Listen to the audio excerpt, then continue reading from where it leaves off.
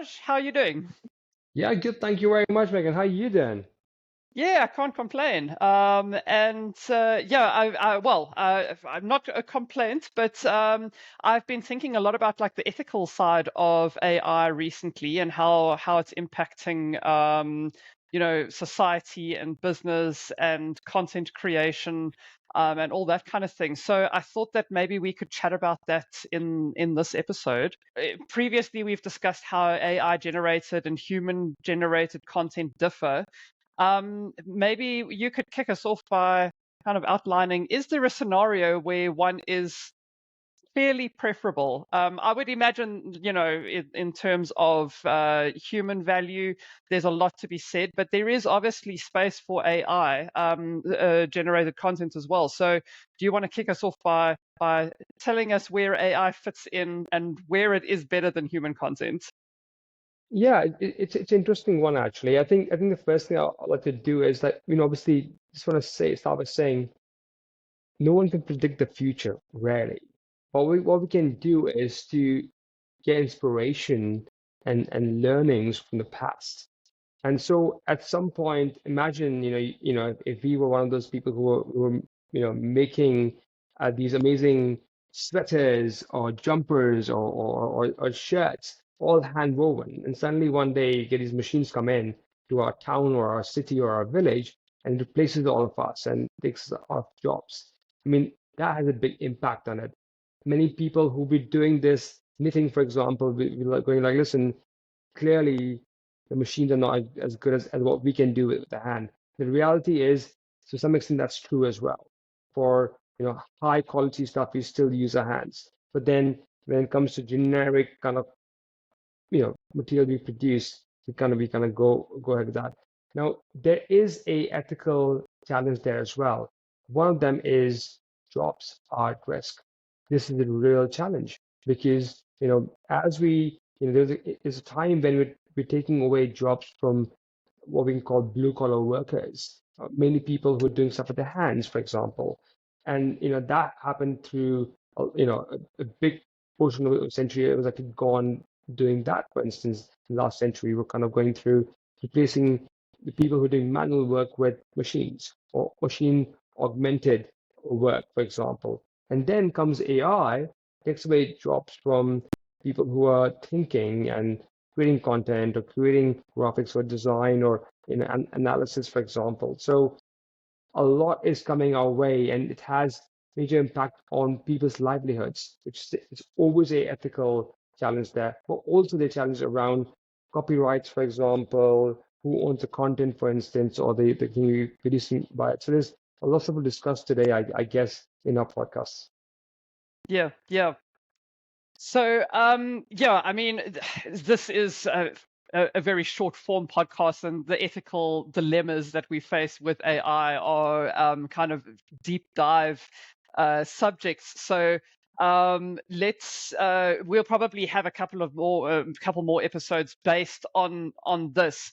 But maybe let's start at the very beginning.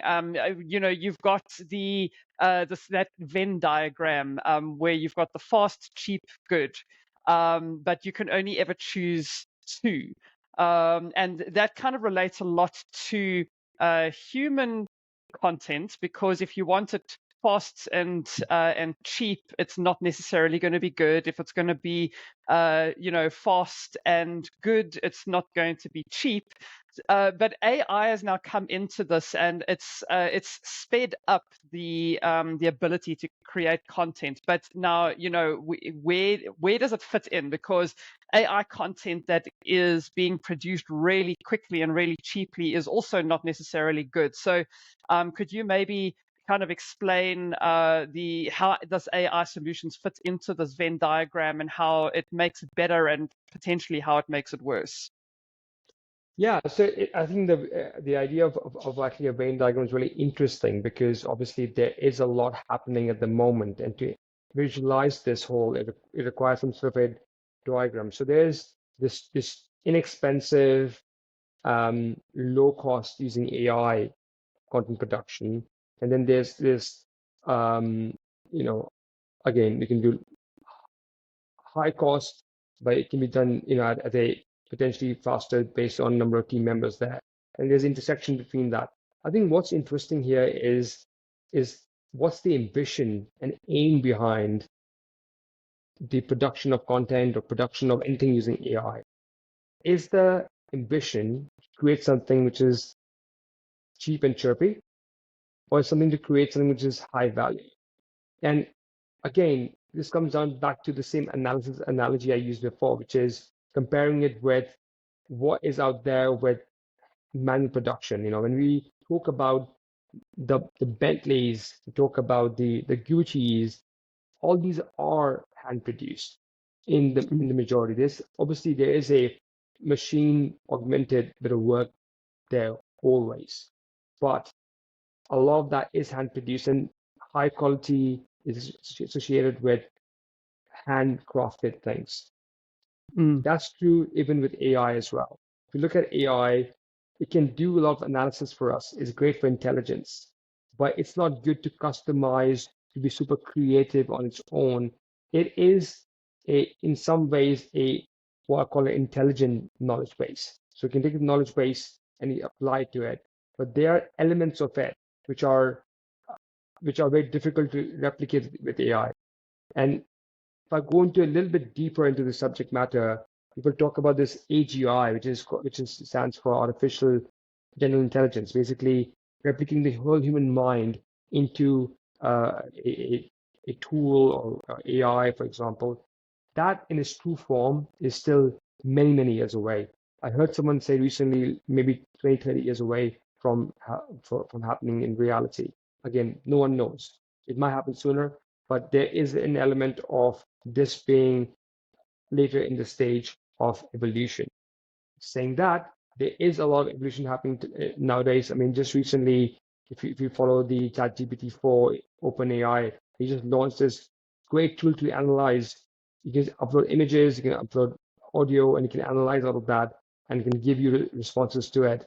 I mean, that's a great next step in the evolution of AI.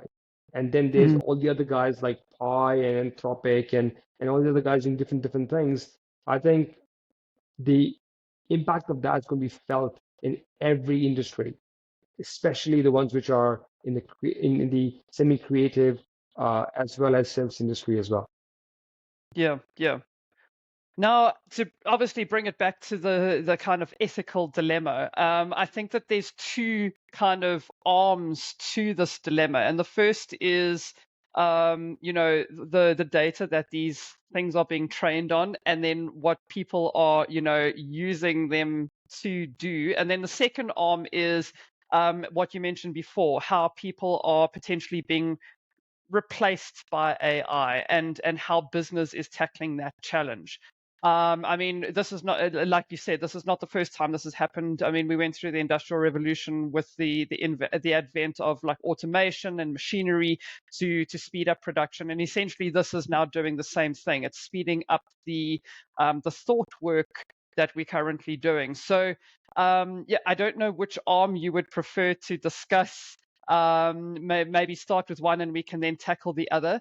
But I mean, obviously, from a business perspective, there's concerns from the ethical perspective on through both of these arms, both the content production and what the content or what these models are actually being used to do, and then dealing with the people aspect as well within the confines of your business.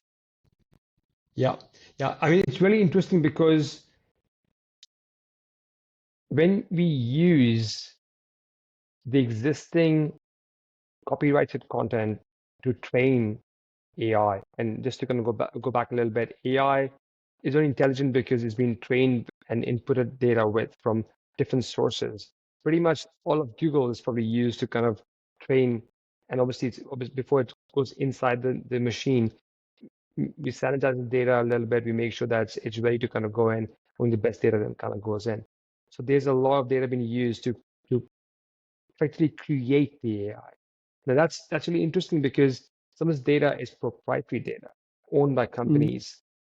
There is, for example, to create, if you go to Midjourney or you go to Bing Images, which uses DALL-E 3, which is OpenAI's tool, you can enter Van Gogh style of painting, and it will just create any image which you want in that style.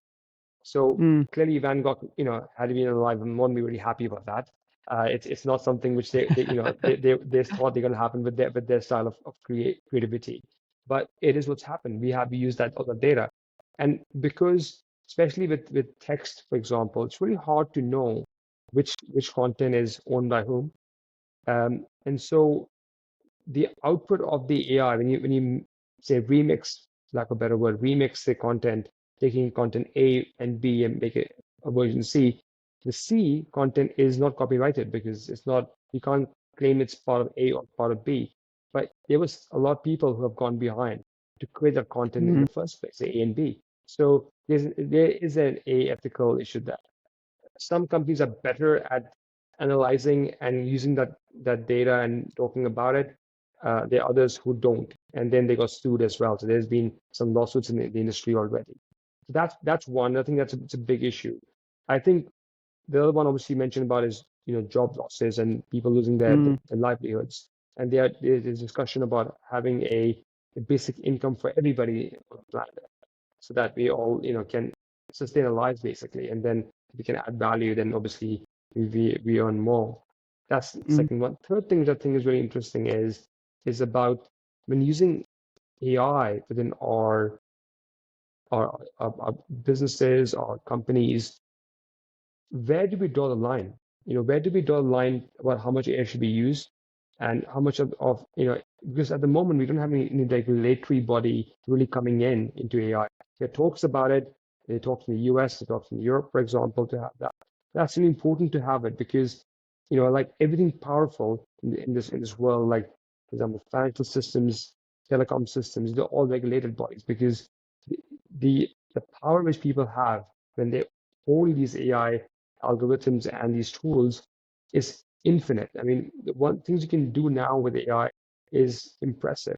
So if you have all these AI tools, imagine the power these people have within them. So that needs to be regulated as well. So I think over the next few months and years, we'll see, regulations coming in for sure because this is too powerful not to be regulated, for example.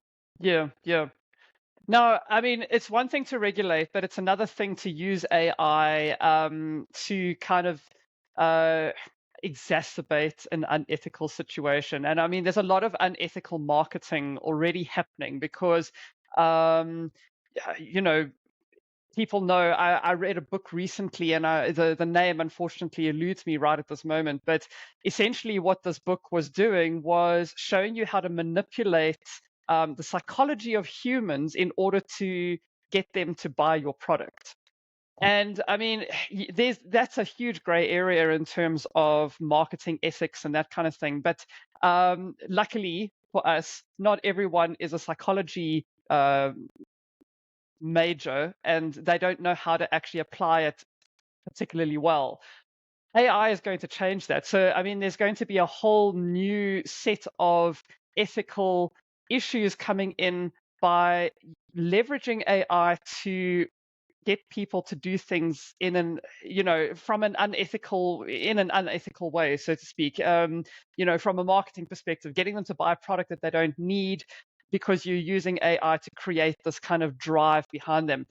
Where do you see kind of the that going? Because obviously the regulation of AI is tackling a whole different issue at this moment in time. How is AI? How can we use it to in an ethical way from this marketing perspective to uphold ethical standards in marketing? Yeah, first thing I would say is that, these regulatory stuff can also apply to not only the companies using AI, but also to how we use AI within marketing. For example, there's GDPR, which is a regulation within the European Union, which actually helps to save the data of the individuals who own it. So if it's an email address which belongs to me, then I am the one who's responsible and I own it. So, companies cannot just scrape my data and market to me, for example. So there are these different elements which are also involved there, which can be brought in the future. How to use AI and how much AI. And if you use AI, you have to kind of clearly mention that. Similarly, for example, it's happened with cookies as well. Now, if you have cookies on your computer, the website have to kind of inform you that there's cookies being uh, dispatched and set on your computer as we use the website, for example, or the app, for instance. So that's one thing which is possible. But the reality is that's a really scary part. In, people impersonating other people, for example, people analyzing data through AI. I mean, just to give you an example, the other day, this real story, I met one of my friends at the airport, and there were just two of us. We took a selfie as we always do, and we just kind of sent it to our partners and say, "Hey, we just met each other." And I took a picture and I wanted to just analyze the data to see if we can figure out where I was. And literally, it was literally like if, a normal looking background with some escalators going down, for example. And I thought there's no chance I could guess where I am. I took a picture and I said, where is this picture taken? And it used the background to analyze that we were an English-speaking country because it had English signboards behind. It said that it had escalators which are grandiose in nature. Must be a train station or an airport. It probably was not on the ground floor, probably on the first floor. I mean, it did a very good job to figure out where I was based. And if that tool is openly available to everybody, I mean, the chances of people analyzing people's Facebook, Instagram, TikTok pictures, videos, for example, and then figuring out where they are, where they stay, where they live. The opportunity for scammers is endless, but also there is a big challenge to be faced by these companies which own this AI because we are now suddenly giving these very powerful tools to analyze people's backgrounds. I can upload, you can check out my LinkedIn, for example, and see, what I'm interested in, for example. Then they have pictures from Instagram or Facebook to know where I potentially live, and then, do all kind of negative marketing towards me to kind of get me to buy stuff. So it is Mm, scary. But again, one thing which can happen is, and which is probably happening already, is that if you upload private data onto OpenAI or ChatGPT like tools, it will say that it won't provide the data because personal information and analyzing people, it won't do that for you. This is something really try to stop, but you can still jailbreak it. You can still jailbreak mm. that, and you can still get the answer out. So it's early days, Megan. It is early days in this journey. There will be stuff coming out which will try to suppress this big challenge, but it is a challenge at the moment. And there isn't a simple answer to that, unfortunately. Yeah, yeah. So, based on what we've spoken about, maybe you could give us like a 60-second takeaway, because obviously regulation is not in place yet. What can companies do, or what can we do as individuals, to ensure that AI is being used in an ethical manner? Well, so there are three different strands to it. One is the big companies, they need to be more responsible on what they launch and what they don't. And then do launch it, there's an element of making sure it's sort of safe for their customers. Number two, as marketeers, we need to know our boundaries on where and what we shouldn't be using AI for. If you are using AI, I think we should be more clear and forthcoming about it. Because of job losses and potential loss of livelihood, this is a big challenge as well, unfortunately. And again, we don't have an answer yet, but there are a lot of people talking about universal basic income for everybody, just to make sure that we all can make a living, because that is important. Seeing all these different things, I think we still tip of the iceberg at the moment with AI and what it can do or cannot do for us. And Mm. I would say wait and watch this flex, because there's going to be a lot of things coming in the future which will scare us. Hopefully, there'll also be intervention from regulation to help us and to create a better system to guide citizens and companies to do a better job with AI.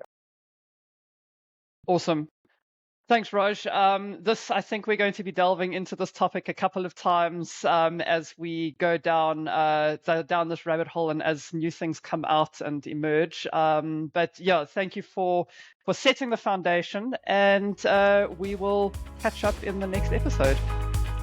Sounds great. Thank you for having me, Megan, and good to see you again.